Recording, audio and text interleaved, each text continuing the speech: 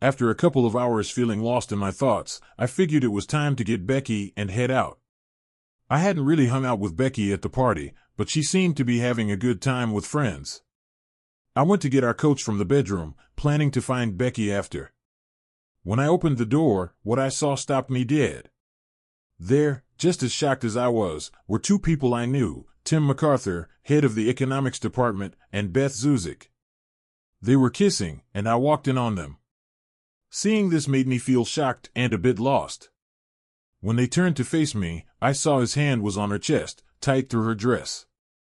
My mouth dropped open when I noticed his hand halfway in his zipper, and she was holding on to him, standing out bold towards her. Frozen for a bit, I finally managed to say, sorry, and rushed out, closing the door. I paid the babysitter, then dragged Becky with me to our room. She looked at me, a mix of fun and shock on her face, but I couldn't tell her why. All I said was, can't explain it, babe. You're just so beautiful, and I need you tonight. That seemed to work. In moments, I had tossed off my clothes, and she stood there, letting me take off hers, just softly telling me to slow down, don't mess up my new dress. As soon as she was naked, I was with her like a madman. Couldn't even slow down for gentle touches. The moment they were open wide, I was right there between Becky's legs, going at it with all I had. Not soft at all at the start. She tried to make me slow down, but soon she got into it.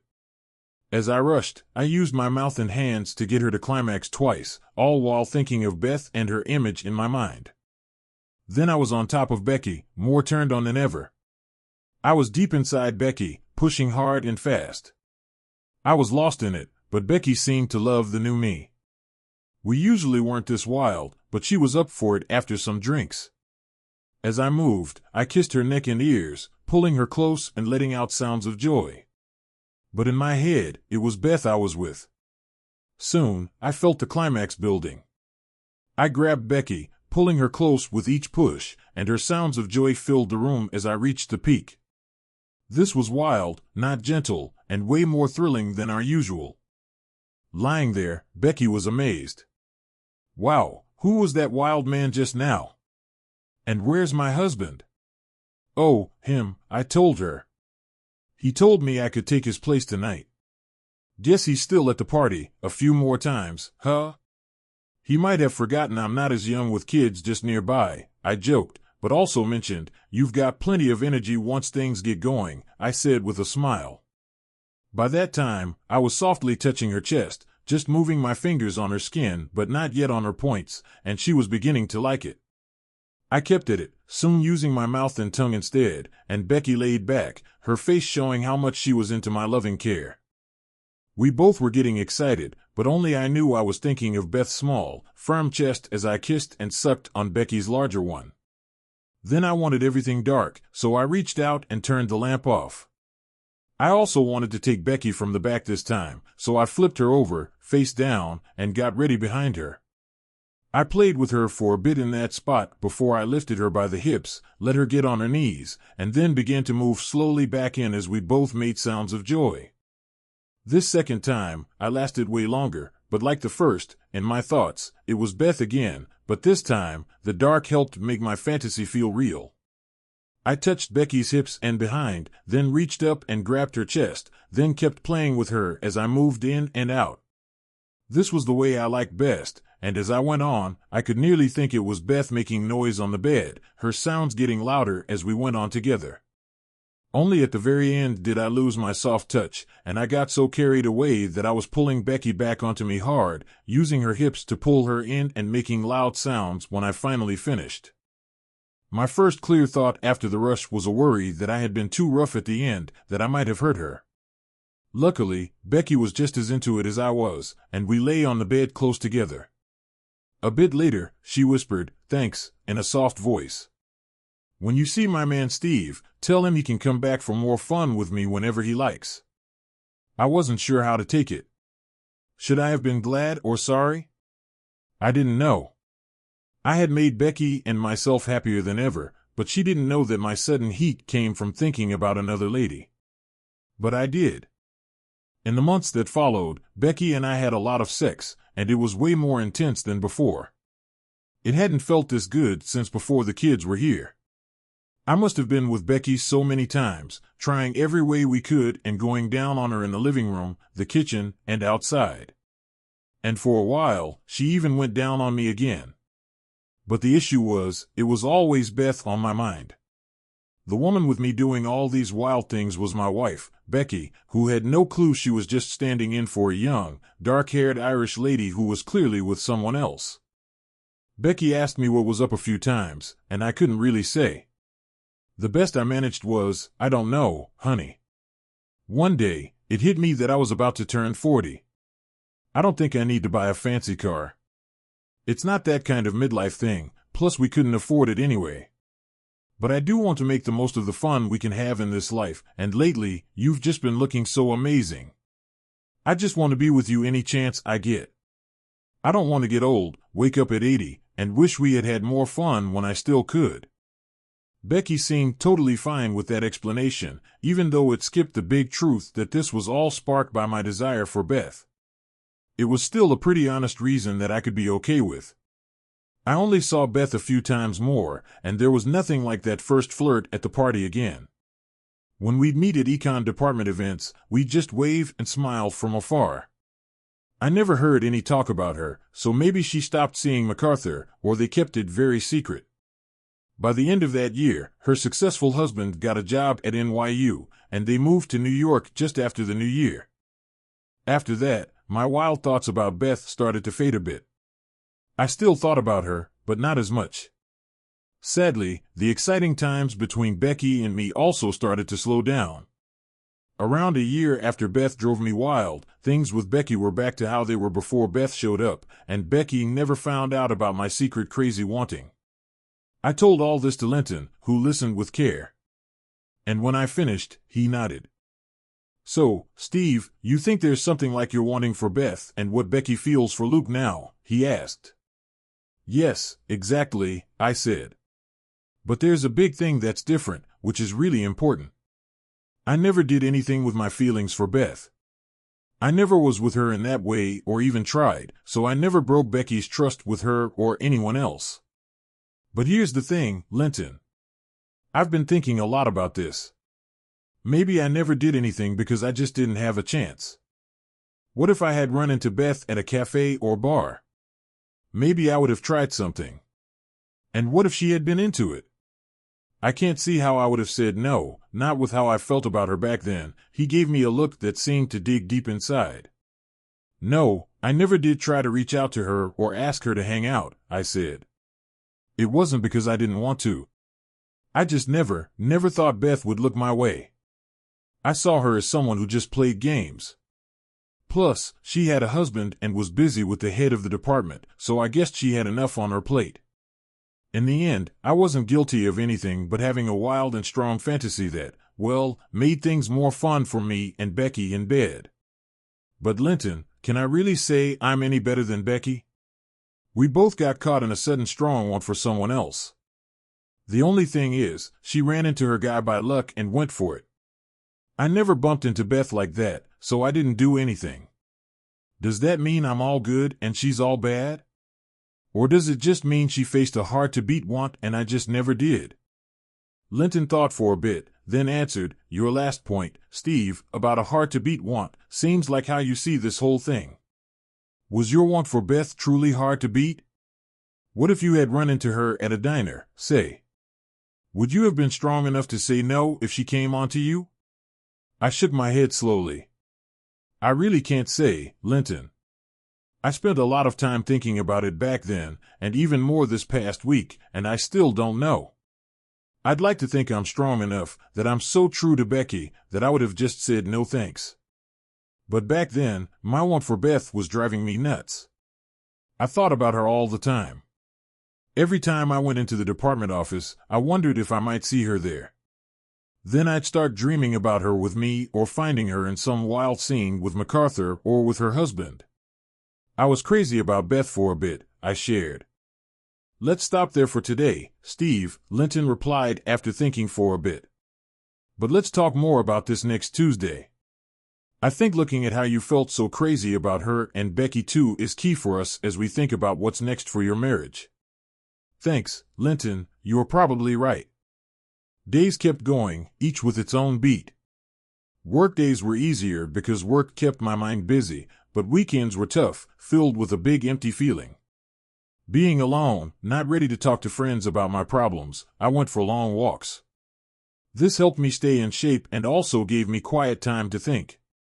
I tried to keep up with my kids over long phone calls, making sure not to talk about what was going on with Becky. I even spent a few hours at the mall, which I usually hated, just to have something to do.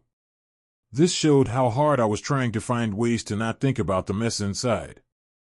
As the new week started, things felt a bit lighter, but nights were still the worst part. In the dark, scary questions about my future would pop up. Would I end up on my own? Did I have to go back to dating, hoping to find someone new who could make me as happy as Becky once did? These thoughts were heavy, making the night's quiet feel dark and deep. Mornings might have been the worst, even more than nights. Every morning, I woke up bleary-eyed, searching for my wife, Becky. Then it hit me. I wasn't at home, but in a lonely hotel room. This shock reminded me every day why I was there. I had left Becky because she cheated on me. I kept seeing Linton, my counselor, every 2 weeks. We mostly talked about this made-up thing with Beth and whether I could have stayed true to Becky if Beth came onto me. This question was key to me trying to get why Becky did what she did. If I thought I would have turned Beth down, staying loyal to Becky even when it was tough, then forgiving Becky felt almost impossible. But if I had admitted that I might have fallen for Beth, I was just as weak as Becky. Then, my claim to being better was just luck, not because I was a stronger person. Linton tried to get me to see this wasn't a question I could or even needed to answer. He pointed out that I had felt a strong pull towards someone else, just like Becky did with Luke. What might have happened with Beth didn't really matter. Instead, I should try to get and accept these strong feelings and think about what they meant for me and Becky moving forward. What Linton was getting at was that my own feelings gave me a way to understand Becky's side. It wasn't just about deciding if she was right or wrong, but seeing that I had been in a similar spot, wrestling with a strong want. This was a nudge to let caring and understanding lead instead of just feeling betrayed and hurt. I knew the battle with these strong desires all too well. The big question for me was, could I forgive Becky after she made a big mistake? As the end of 3 weeks without me came near, I felt something change inside. We hadn't talked much, just a few calls to let Becky know I was okay. But that Saturday, I picked up the phone, wanting to try something new. I wasn't sure what I hoped for, but I knew I had to try to fix what was broken between us. Becky, it's Steve. Hi, honey, she sounded really happy to hear from me. I've decided to come back home today. I don't know what's going to happen with us, but staying alone in this hotel room isn't right for me anymore. We've got a lot to talk about, and it seems best to do it at our house. Her voice mixed happy and careful feelings. That's great, Steve. I've missed you so much. I'll see you in about an hour, okay? When I got home and brought my suitcase to the door, Becky was waiting. She smiled, but she looked really tired and stressed. I wondered if she slept well since I left and if she had been with Luke any of those nights. Trusting her was hard now. I couldn't be sure about what she did. I took my suitcase to the guest room, putting it on the bed. Becky followed me, looking surprised by my choice.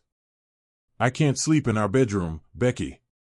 Not after what you did there with Luke, standing there in the guest room. It felt like we were on the edge of a new beginning or end for us. Becky turned red and started to cry. She looked down, not sure what to say. I left her for a bit and went to make coffee for us in the kitchen. When we sat down at the table, we were far apart. We hadn't touched since I came in. Breaking the quiet, I said, "Here's how I feel now. I've cooled off since I left.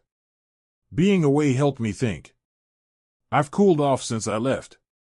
Being away helped me think about what you told me. I'm still hurt, but not as mad now. I just feel sad. I still love you, that hasn't stopped. But I can't trust you anymore, and I don't see how we can fix that. Becky listened, nodding as if she agreed, looking really sad. But I've got a story for you, something I think you don't know. It's a big reason I came back. Do you remember Beth Zuzik? Becky took in my story about Beth Zuzik, the same one I told Linton Davies. She paid close attention, surprised at parts, but didn't speak until I was done. After a short silence, she said, "Wow, Steve, my thing with Luke sounds a lot like your story, except you and Beth never actually did anything." I nodded. That's true. My therapist and I have talked about that a lot. Could I have stayed strong like you did? If not, then I can't be mad at you for what happened. Becky was firm in her reply. "No, Steve," she said, "even if you thought about it, you didn't do it. You stayed true. You didn't break our promise or put our marriage in danger." "But I did." "Yes, you told me the truth, Becky. You didn't let it become a long thing, and you didn't keep me out of the loop," I said, seeing how important her honesty was, even though I told myself I wouldn't. I ended up asking her the question I promised I wouldn't. "Have you seen him again right away?" She shook her head. "No, Steve, like I said before, it's not going to happen." She looked honest and true, but my heart hurt because it was hard for me to fully trust her. Once trust is broken, fixing it seems almost too hard. We had a quiet dinner that night and then watched TV together. It seemed like we were both trying to act like everything was normal and didn't talk about anything that would make us sad. But when we went upstairs to go to bed, we couldn't pretend anymore. We were going to sleep in different rooms. Becky looked a bit sad and said, "Baby, I get why you don't want to sleep in our room. Could I sleep in the guest room with you tonight?" I looked at her, knowing she would ask this, and thought I would say no.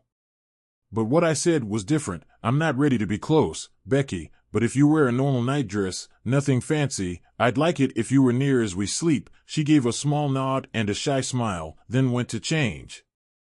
I took a minute to get ready before getting into the guest bed. When Becky came back, she moved carefully towards me. As she lay down with her head on my shoulder, I put my arm around her, holding her quietly. The day had been full of emotions, and I didn't want to talk. Words didn't seem enough. I turned off the light, and the room went dark. In the quiet, all we could hear was the sound of us breathing together. I found some peace and sleep, a needed break from all the mess we were in. Chapter 11 *. Coming back home was different, not the happy fix we might dream of. Becky and I were in this awkward half-closed state. Sometimes we'd fall back into our old ways, talking about everything and anything. We worked well together around the house like we used to, showing how in sync we had been. Yet, we barely touched each other anymore. No kisses, no hugs, just holding on at night. The warmth we once shared felt lost. The biggest issue was this silent tension. The thing with Becky and Luke hung over us like a dark cloud. We never really talked about it, but it was always there, making things uncomfortable and hurting. Trying to fix things, I kept seeing my counselor, Linton Davies. I had this idea to test if I could trust Becky again, even though Linton said it was a bad idea. "Steve," he warned, "this won't help at all. If Becky fails your test, you'll think about leaving for sure. But even if she passes, your doubts won't go away. There's no good in trying this." I knew he might be right, but I couldn't let it go. On a day when Becky was out, I went ahead and snooped through her emails. Her home computer linked up with her job's PSU email, letting her see all the emails she sent and got. My first job was to check if she had messaged Luke since that day. I found nothing in her emails. Still, I went on with my plan and wrote an email to Luke, making it sound like Becky wrote it. The email said, "Hey, Luke, I can't stop thinking about the time we spent together.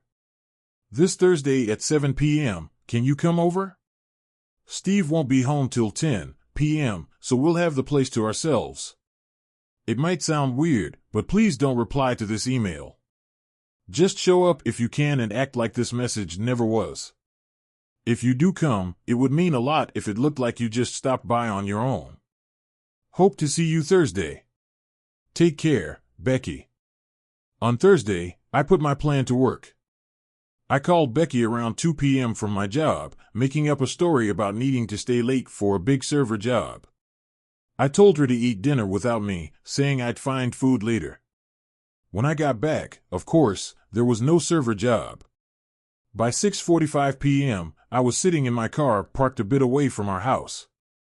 I could easily see when Luke would show up and when he'd leave. The test I had for Becky was simple in my mind.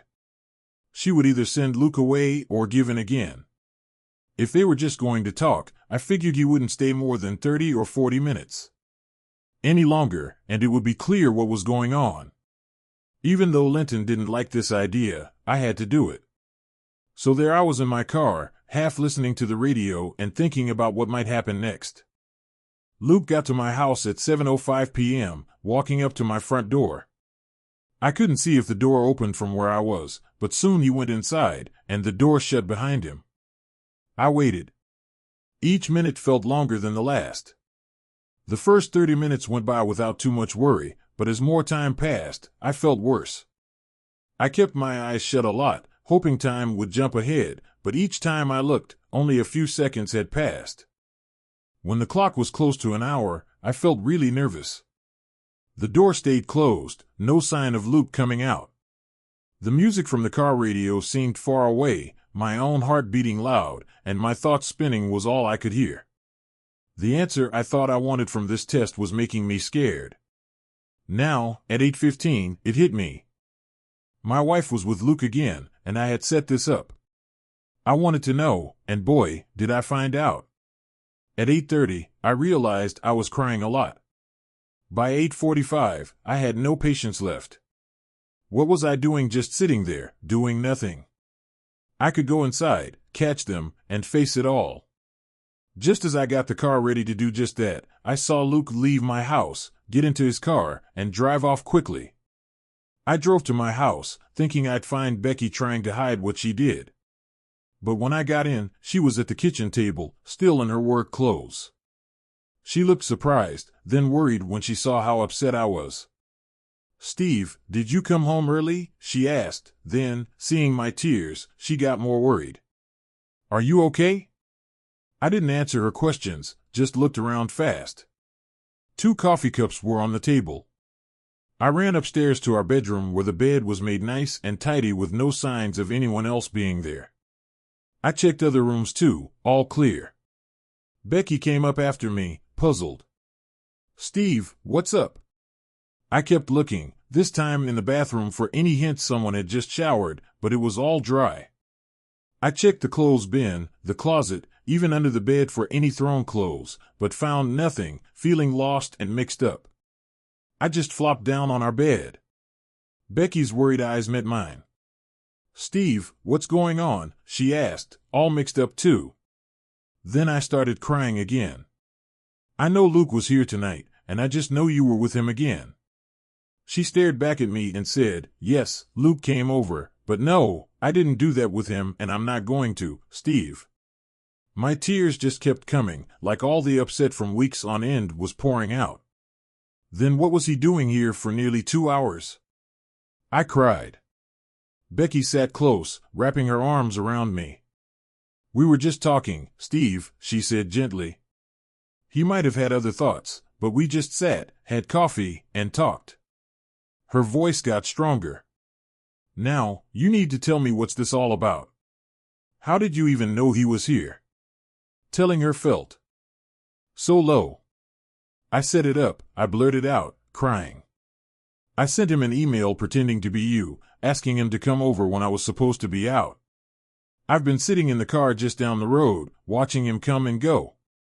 I was a mess. I thought if all was okay, he'd go in half an hour, but he stayed for an hour and 45 minutes. I couldn't stop the tears, feeling the weight of my deeds. Oh, Becky, look at me. I've turned into hiding, playing dumb spy tricks with my own wife." Becky stayed quiet, just hugging me while I cried. When my tears stopped, I saw she'd been crying too, her face wet from crying. Suddenly, I couldn't stand being so close to her, the feel of her arms, the look of love and pity in her eyes. Quick as a flash, I pulled away from her hug and walked to the guest room, leaving a heavy quiet full of sadness and mix-up behind. In the guest room, I did my night stuff, took off my clothes, brushed my teeth, and got into my boxers. I shut the door tight, telling Becky something without words. Ever since I got back home, I'd leave it open. Not tonight. But sleep wouldn't come. I lay there in the dark, wide awake, filled with a storm of feelings. Time ticked by, and I stayed up tossing and turning, caught in my own sad thoughts. Then I heard the door softly open and felt Becky come in. I rolled over, showing her my back, telling her how I felt without saying a word. But Becky didn't give up. She got into bed behind me, she got close, wrapping her arm around me. Her being there felt warm and known but heavy with our current trouble. I was glad she didn't say anything I didn't want to hear, sorry or comforting words. Her being so near was her way of showing she wasn't giving up, even though I put up walls. But right then, her touch and being close felt like too much. The room was quiet, just the sound of us breathing as we lay in the dark, stuck between wanting to be close and the walls of hurt and distrust. After being still for a bit, just her holding me, Becky started to touch me. Her lips went down the back and side of my neck again and again, and her hand moved across my chest. Soon, she was touching my nipples, then her hand went lower, under my boxers, into my hair. There, I didn't know what to do. I wanted to push her away but didn't want to talk to her. And I won't lie, it felt good. We hadn't been close in over a month, not even a real kiss all that time. I hoped I could say no without words. I hoped by not reacting to her touch, by staying still, she'd get the hint. For a bit, it worked. She pressed against me, her hard nipples on my back, then her hand found me and started to move, soft and slow. Normally, I'd be into it quick, but I stayed soft on purpose. 5 minutes in, still soft.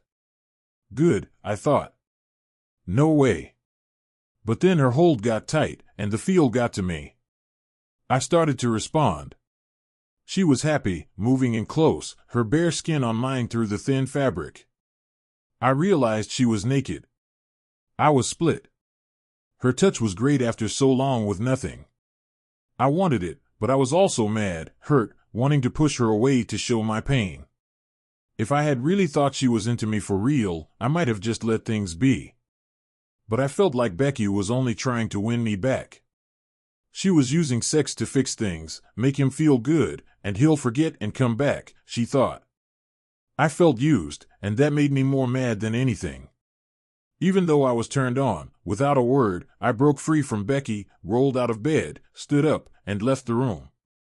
I didn't look back as I went downstairs to the living room. There, I grabbed a blanket from the closet and made myself a bed on the couch. I listened for any sound from upstairs, but there was nothing, no words from Becky, no crying, just silence. I stayed up for a while, feeling awful, wondering if I did the right thing. I even thought about if I should have just enjoyed the moment. But no clear answer came to me. Chapter 12, Told by Becky. As days went by, I hoped every phone ring was Steve saying he'd come back. My heart would jump, thinking maybe this was it. But our talks were short and cold, ending quickly. Giving him space didn't seem to help us get any closer. Here's the corrected and punctuated text. Then, after 3 long weeks, Steve called, saying he was coming back. I felt so happy, then instantly scared. What if he wasn't coming back for good? What if he wanted a divorce or needed me to do something special to keep him? I didn't know what to do with all the unsureness. When Steve walked in, my heart dropped. He didn't look like himself anymore, much older and tired, dark bags under his eyes, and bent shoulders showing he was carrying deep pain and weariness. I thought I knew how much he hurt, but seeing him like this showed me I really didn't. At first, when he came back, I hoped we could slowly become close again. We weren't kissing or anything, but Steve let me sleep close to him in the guest bed. I took that as a good sign. But as days passed, things got worse. We barely talked, and the fun and closeness we used to have weren't there at all. I didn't know what to do. Steve didn't want to talk about anything serious, and I knew he was talking to a therapist. Maybe the best I could do was to be patient and loving, and let him work through his feelings with a professional. But deep down, I was scared that we might never find our way back to how we used to love each other. When Luke showed up at my door that evening, I was really scared. Not because I wanted him there, but something about it felt really wrong. I asked him, "Why are you here?" in a way that wasn't friendly at all. Luke just smiled gently and asked, "Hi Becky, is it okay if I come in for a bit?" He seemed calm, which made me feel a bit more relaxed. I led him into the kitchen, and we sat down. I made us coffee, and there was this awkward silence. Trying to make things less tense, I told him about what happened with Jessica.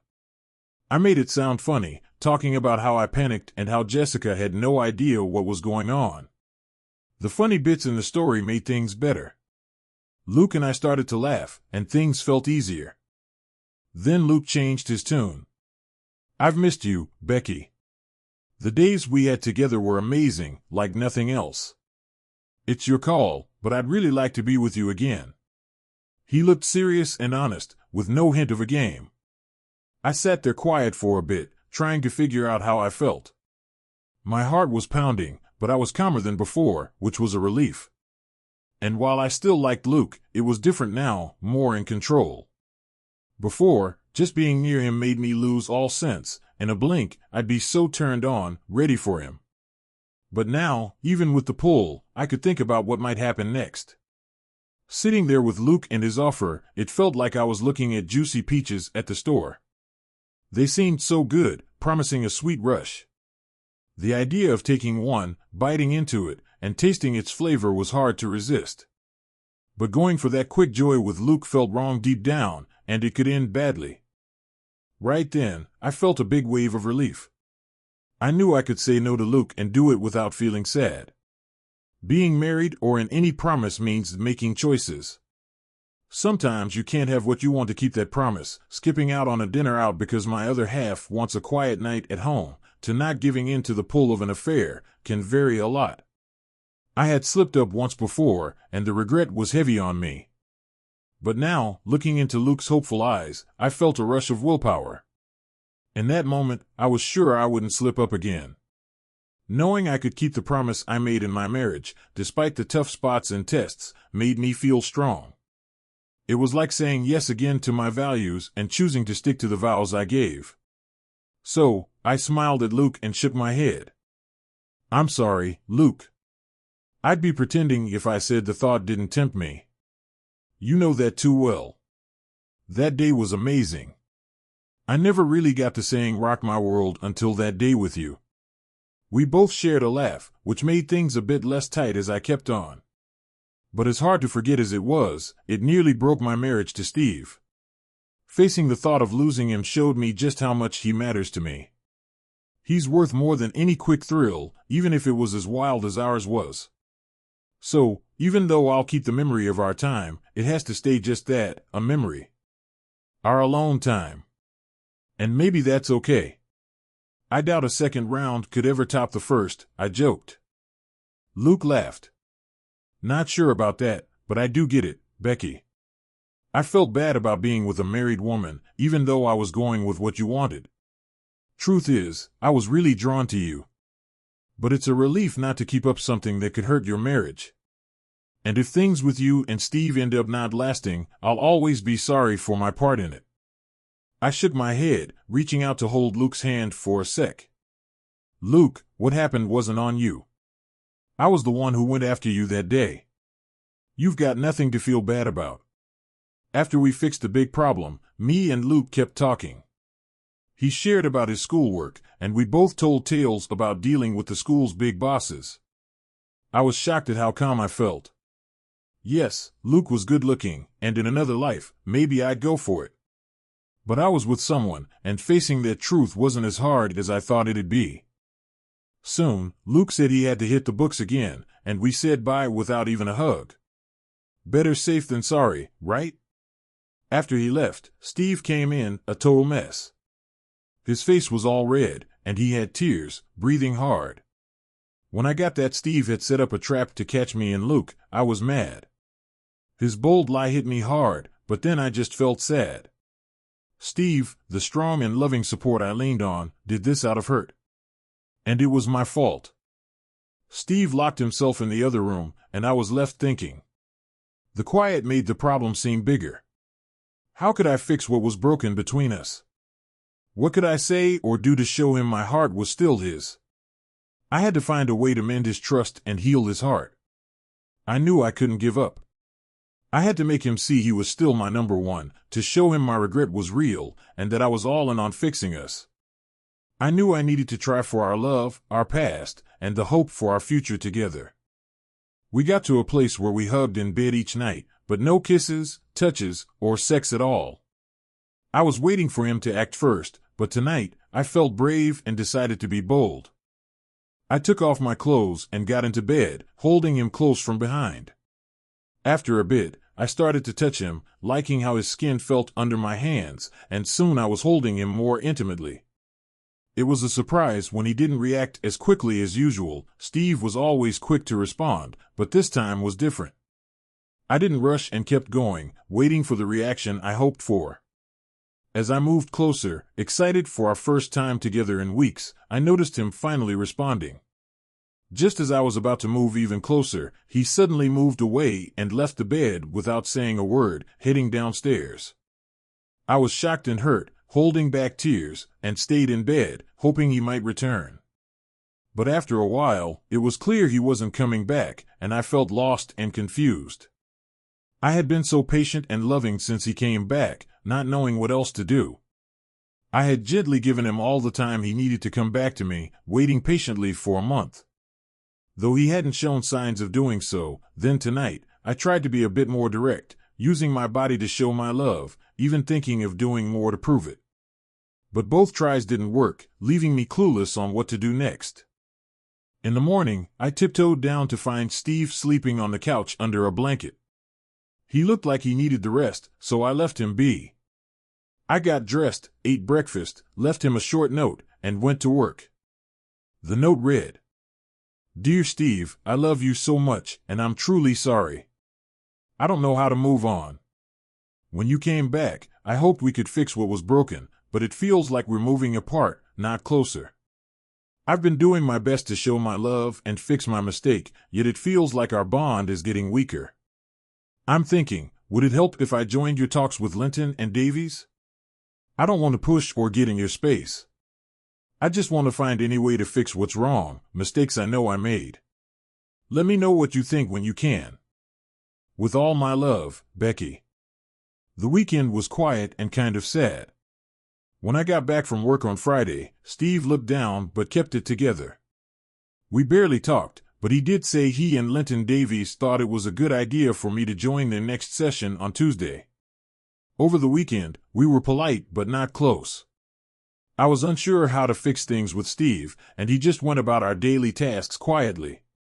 I kept thinking about the next Tuesday, hoping that joining Steve and his therapy could help us find a way back to each other. When I met Linton Davies, Steve's therapist, I felt a lot better, even though I was worried he'd judge me for hurting Steve. Linton was nice and to the point. He didn't ask about my mistake with Luke like I thought he might. Instead, Linton had us talk about last Thursday.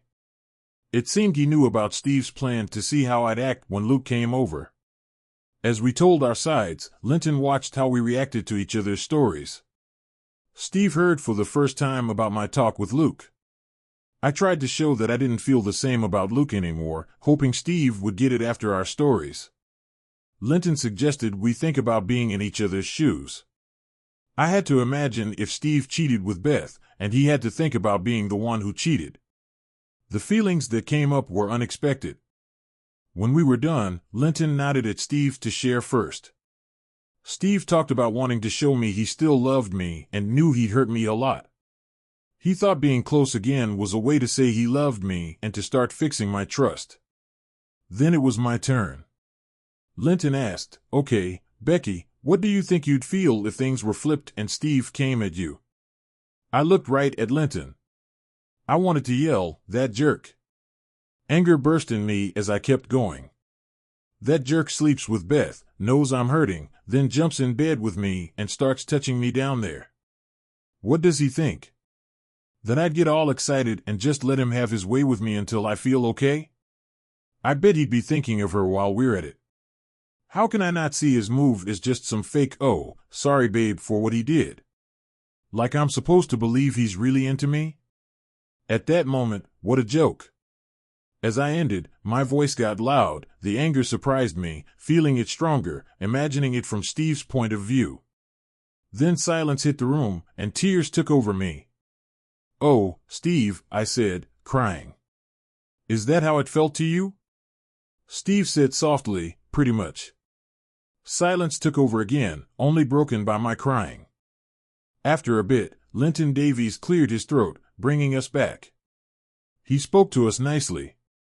"I think we all see the issue you two have right now." Steve, trying to see things from Becky's side, saw her acts as trying to get close again. But Becky, seeing it from Steve's side, felt really mad, seeing it as just some fake sorry sex move. He went on, "But there's good news too. From my talks with Steve and today's meeting with you both, I see two people who really love and value each other.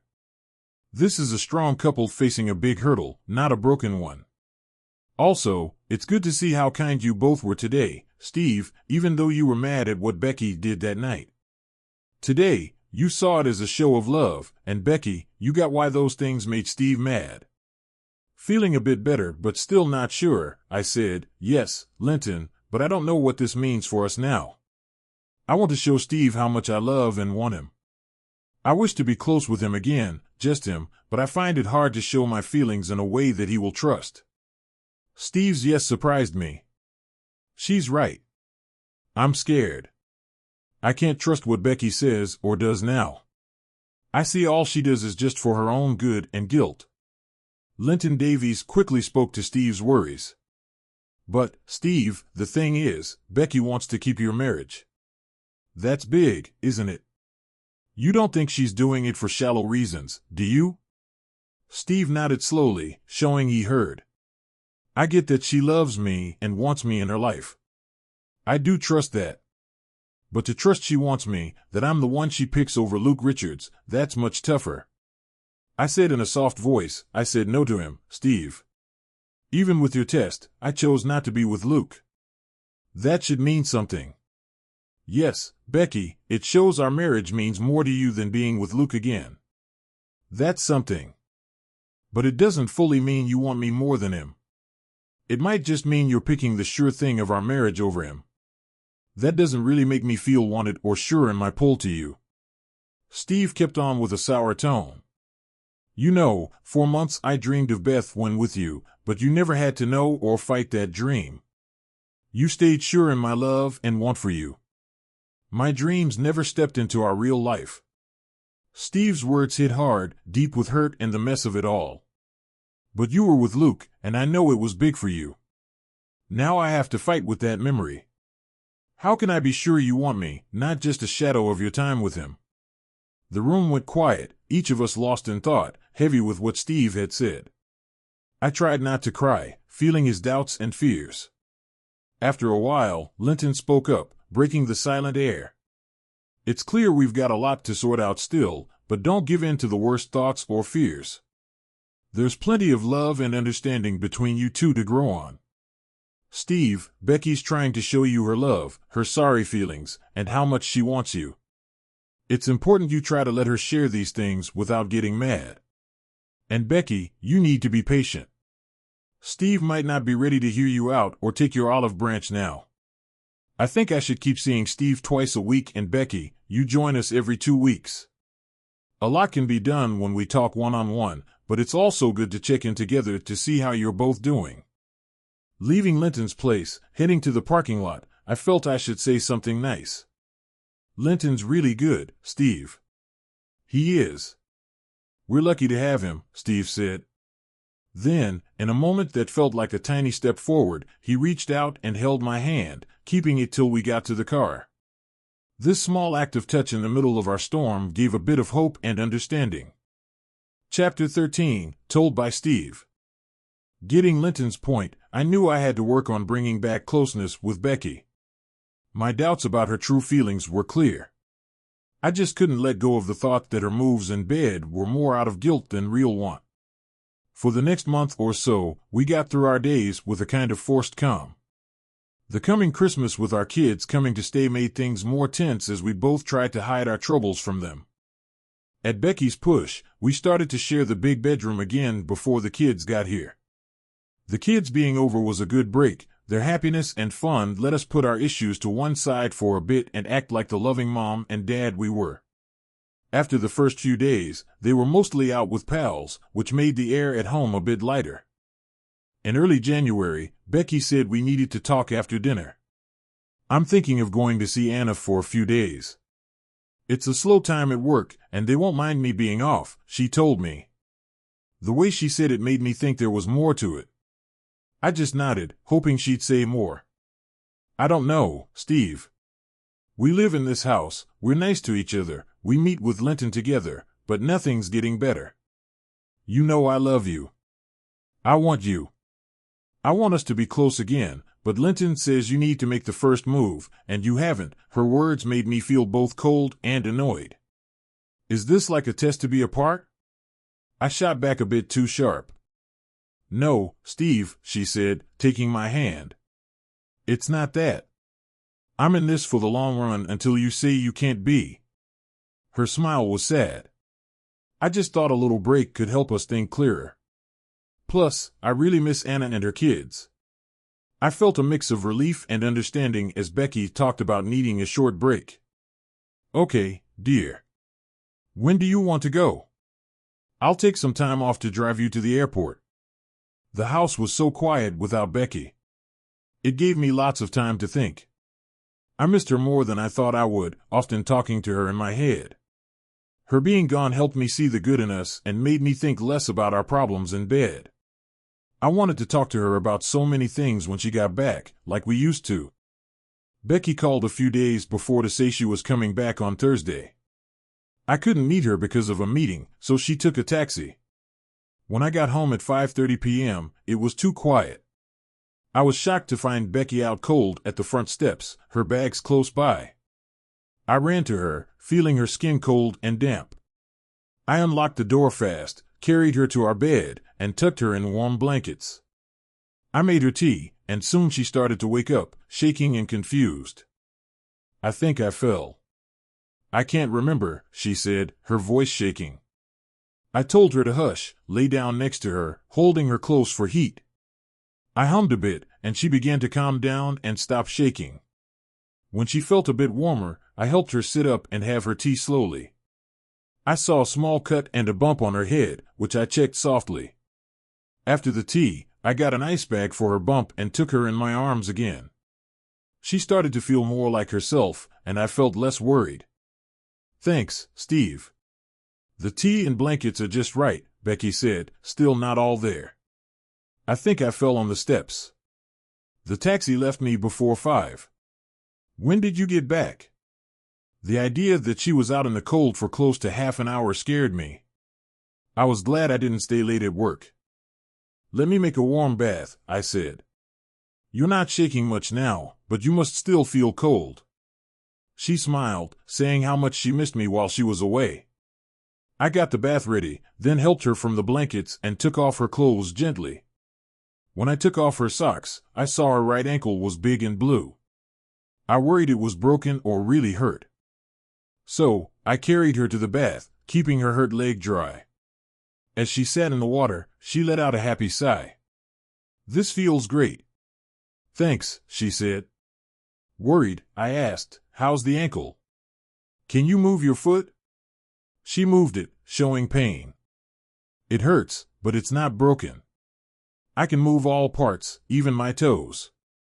I got another cold pack, came back, and put the new one on her ankle with a wrap, and changed the one on her head. All good? Need cold somewhere else? I joked a bit. She laughed, and it was nice to hear after such a stressful night. No, that's it. Just my pride is hurt. Can't believe I fell at the front steps. While Becky enjoyed the hot bath, I called our doctor and told him about her falls. He said it was not likely she had a head injury as she was up and talking fine. The ankle was just twisted, he thought, but said to bring her in the next day to be sure. He told me to use ice, keep it up, and give her pain pills for now. Then I made a simple meal of salad with chicken and soup and took it to our room. When I came back, Becky was done with the bath, and the cold from her fall had faded. I had her sit on the toilet while I dried her feet and legs. Then she leaned on me to stand on her good leg, and I dried her all over. "You're really making me notice with all that rubbing, Steve," she said with a cheeky smile. I just smiled back and kept going with my job. Something about taking care of her like this and knowing she needed me sparked some of my old wanting for her. This was the most I'd seen her with no clothes in months, really since before she was with Luke. As I dried her, I couldn't help but see how beautiful her body was, her big round chest, her curvy sides, and her big backside. And as I dried her, I was very close to her now, very bushy below. I don't think she had trimmed it since being with Luke, and now she had a full bush on her curvy body. She breathed out as my hands dried her chest, and it took all I had to not drop the towel and touch them. I carefully took Becky back to bed, helped her into her nightgown, and made sure she was comfy against the pillows. After putting the ice packs back on her ankle and head, I set a tray with our dinner in front of her. As we ate, we talked easy. Becky told stories about her time with Anna and her family, and I shared the latest work news, like the new head of the economics department who really got what we needed for tech. It was a simple night, but sharing these little parts of our day felt like a step toward how we used to be, toward a closeness that wasn't just body to body. In these small moments, we found our way back to one another. As we ended our meal, I saw Becky's eyes start to close, a sure sign she was beat. I took the dishes and turned down the lights, getting ready for a quiet night. "I'm sorry, love," she said, her voice full of sadness. "I want to stay up with you, but I'm so tired." No need for sorry, I felt, but it was sweet. "It's fine, Becky. You should sleep," I told her with a soft voice.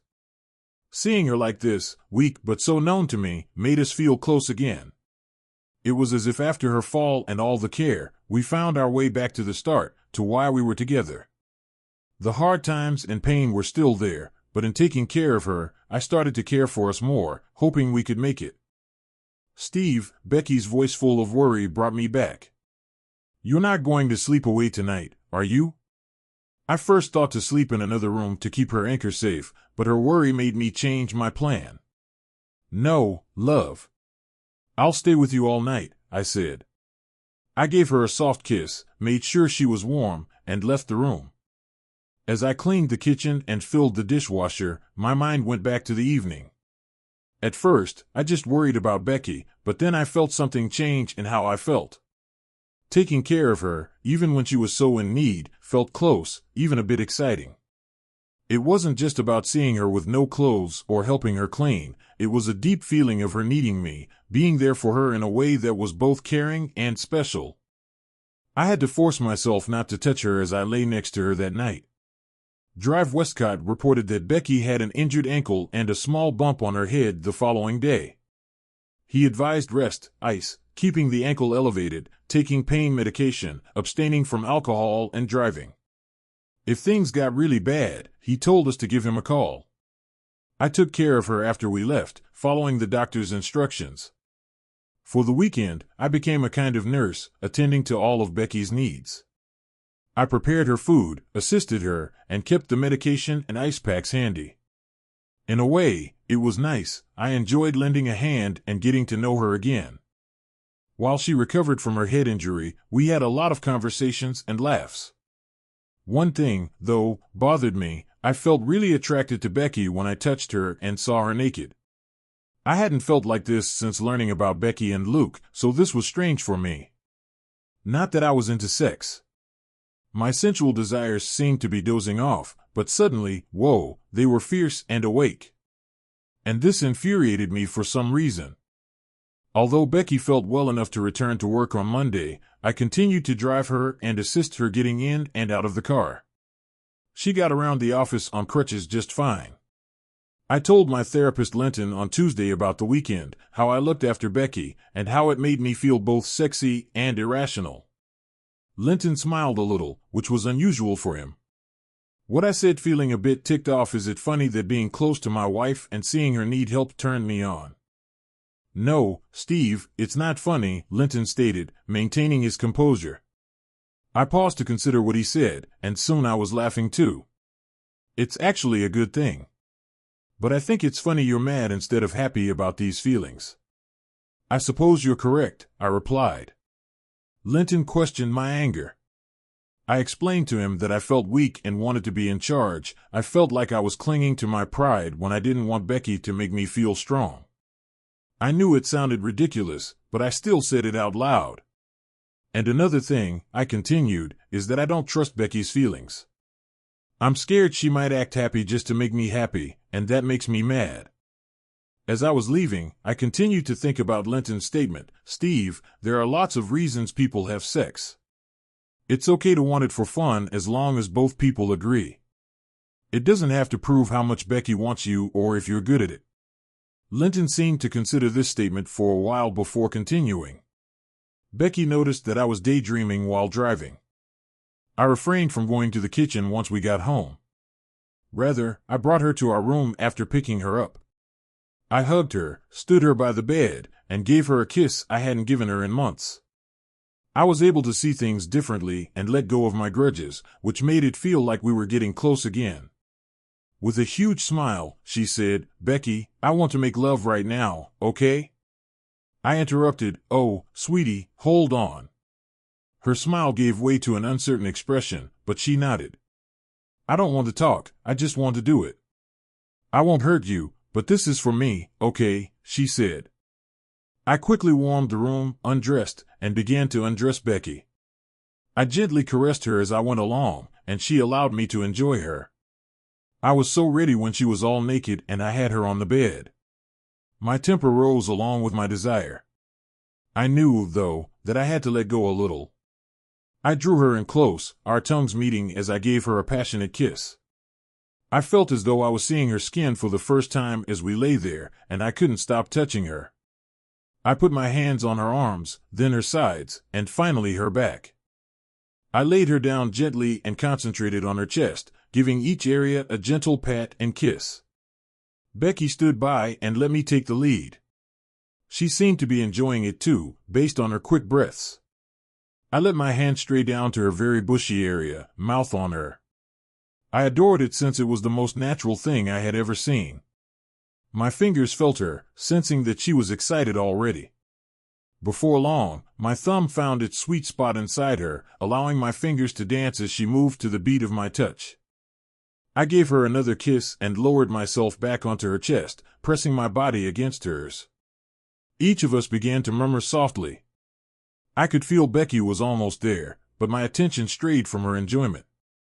She eventually separated her knees to allow me to get closer after I shifted on top of her.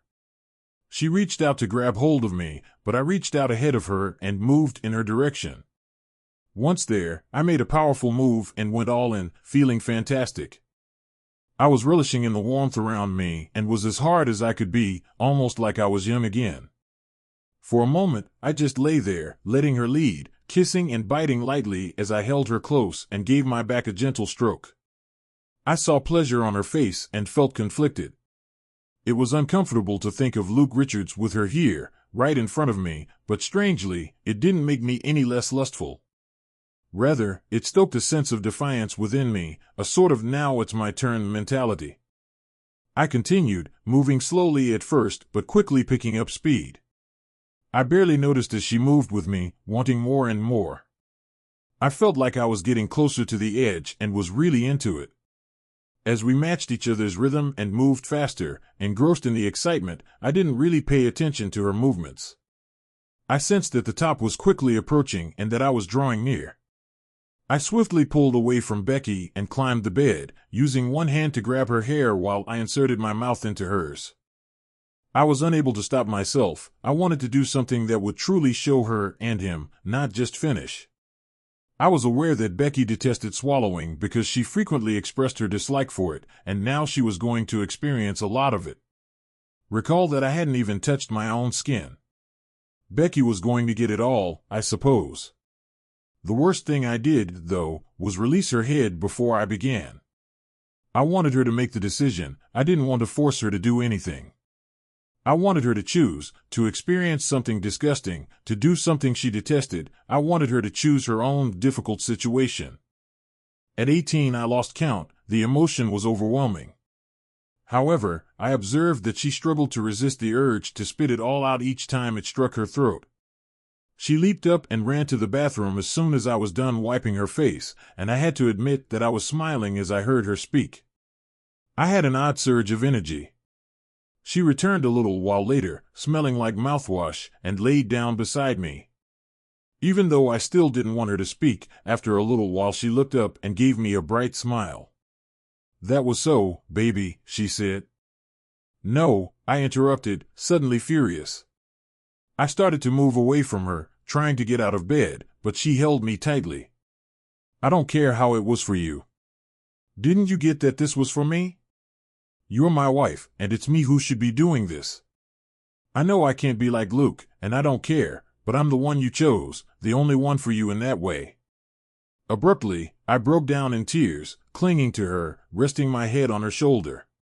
Simply holding me and whispering "shush" and "it's okay, dear," Becky allowed me to cry until I finished. I lay there exhausted after my tears had stopped. Becky stayed close to me, her head resting on my chest, but I was too shy to look at her. I turned to face her after a while. I noticed she was crying too. I apologized. "It's unclear why I became emotional. All I wanted was to be quiet," she interrupted, placing her fingers on my lips. "No need to say more, dear. I'm your wife, and it's just us in that way," she said with a smile. "That's all there is to it." We were preparing dinner in the kitchen while wearing our robes about 30 minutes later. We moved around, smiling and giving each other gentle touches, but we didn't say much. While we were eating our sandwiches and soup, Becky kept holding my hand.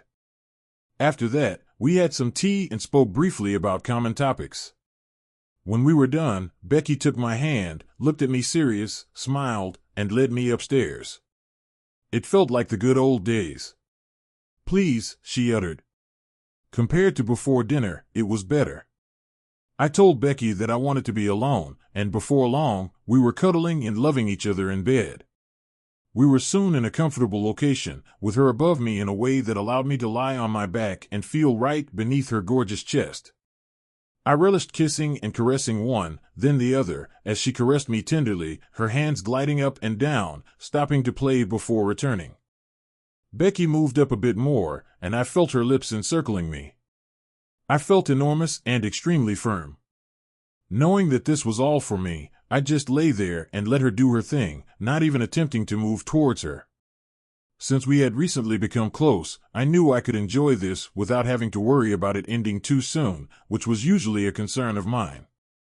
Knowing this as well, Becky took her time using her mouth and hands to tease and thrill me. I knew I wanted it to be different this time, not like the last time, as soon as I felt close again. She gave me a startled look. She seemed excited, but I left before her. My lips found hers as I drew her near, pressing her up against me. I then spun her around for a second intimate look. This kind of relationship with her is unique. I gently raised her a little, and she guided me in as I moved inward very slowly. I stayed close to Becky, gently putting my hands on her. She wrapped herself around me as my left hand touched her and ran a finger along her chest. My right hand moved up and down over her chest. I liked the way she exhaled quickly and made quiet noises, and I continued because I wanted her to feel good while I was inside her. Her body started to tremble shortly after, and as she approached without moving any faster or slower, her hips started to move a lot. She became more vocal when I softened my touch. I held my ground, enjoying the way she responded to my touch. She suddenly started crying aloud and moving a lot, but I continued.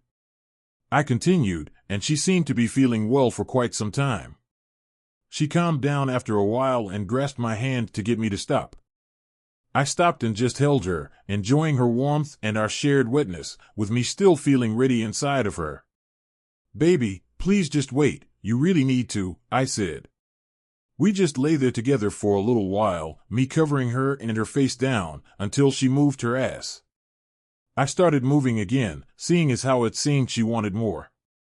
It felt great to feel her so wet. I wanted to go on like this forever, all night long, and I settled into a rhythm, allowing myself to get more and more prepared. But after a short while, Becky started to tremble once more, and I could feel her tightening around me, indicating that she was about to experience a surge of positive emotions again. I continued on, holding her close, without stopping. She started to tremble around me, exclaiming, "Oh, my God, Steve, yes, that's it, do it," but I managed to hang on for a surprise. Usually, I'd feel better immediately after Becky, but this time, I didn't, so I carried on. She just lay there, letting me continue for as long as I wanted, once she felt comfortable. I quickly felt the need to push myself further, so I placed a pillow underneath her and pushed as hard as I could. But then, by accident, I got out.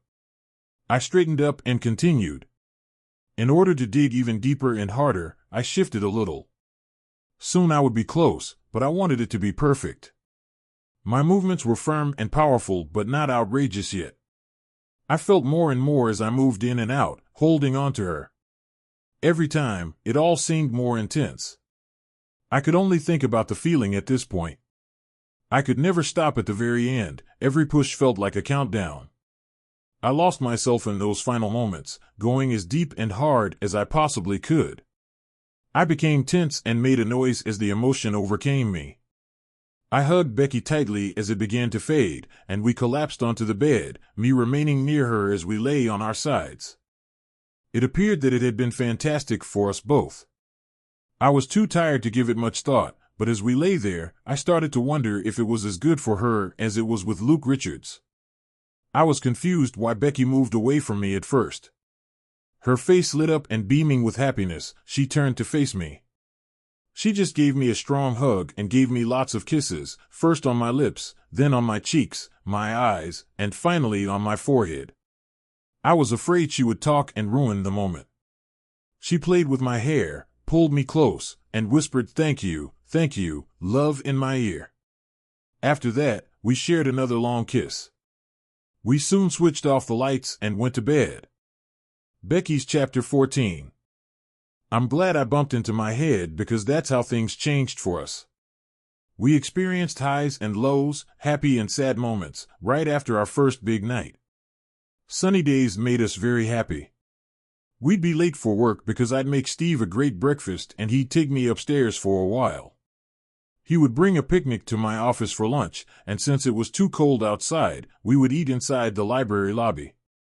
We talked a lot again, as if Steve was wondering why everyone was so interested in Paris Hilton. We would chuckle and talk about it, or I would ask him why people complained about gas prices but continued to buy expensive cars. We were returning to our all-encompassing conversation. He made light of me one particular evening. We went to bed early and immediately became close.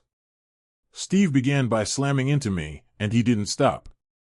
When he forced me to come that way, I adored it. He would usually do this for a while, forcing me to come a few times before we moved on to other things. But he was just playing with me this time.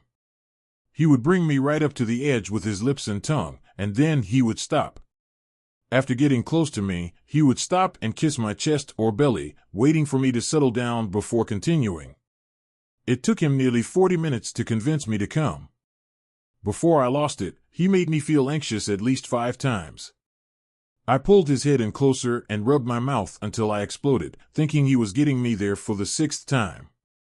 I let out a scream of delight. It was that good.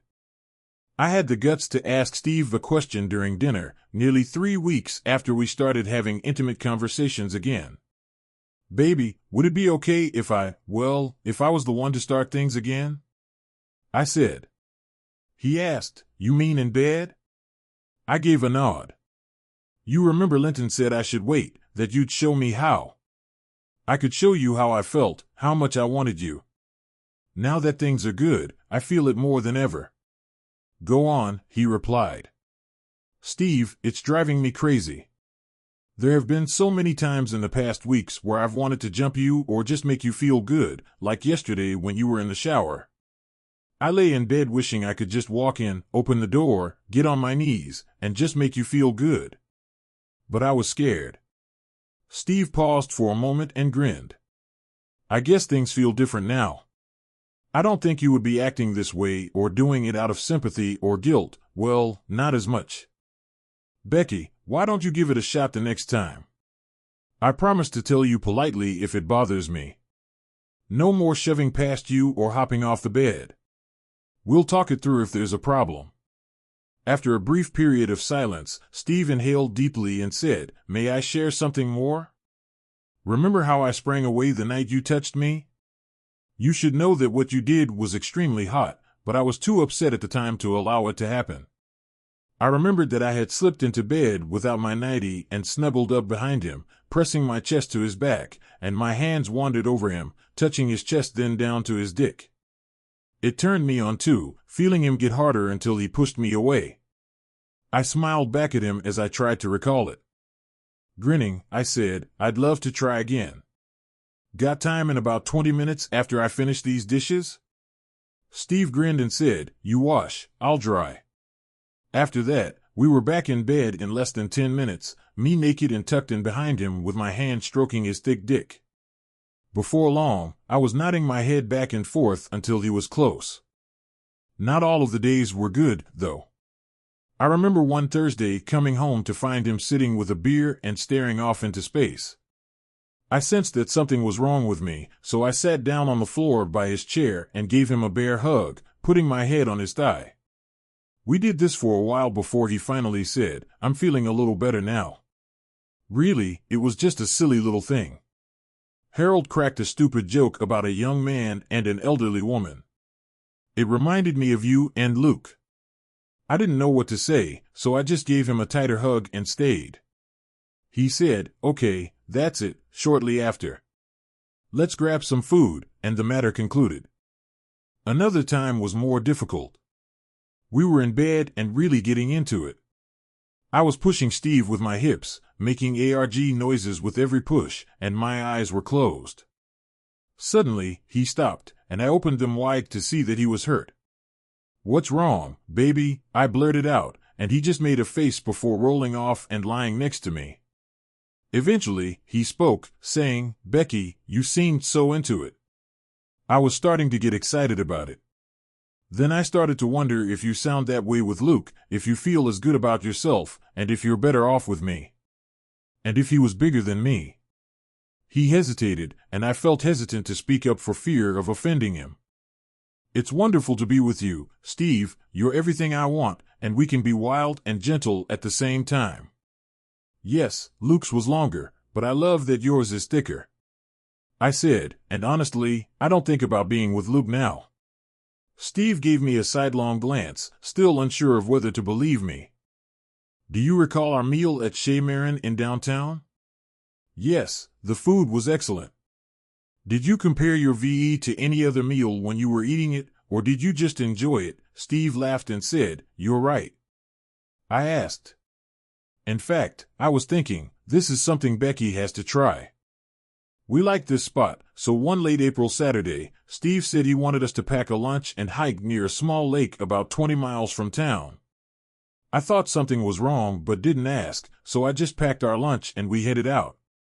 I cuddled closer to him, and without saying a word, I felt him relax, showing the conversation we just had meant more than just heading back to bed. We had a couple of hours of walking before we sat down to eat. I was a little nervous, but Steve's calm and happy demeanor made me feel better.